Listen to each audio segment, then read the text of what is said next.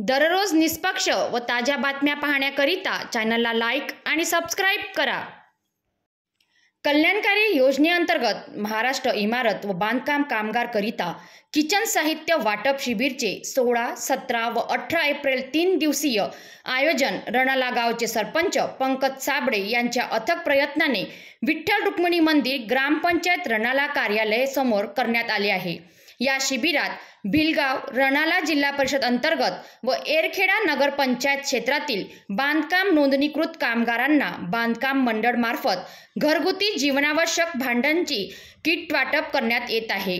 या शिबिराचा आज हजारो गरीब मजदूर लाभार्थींनी लाभ घेतले आहे।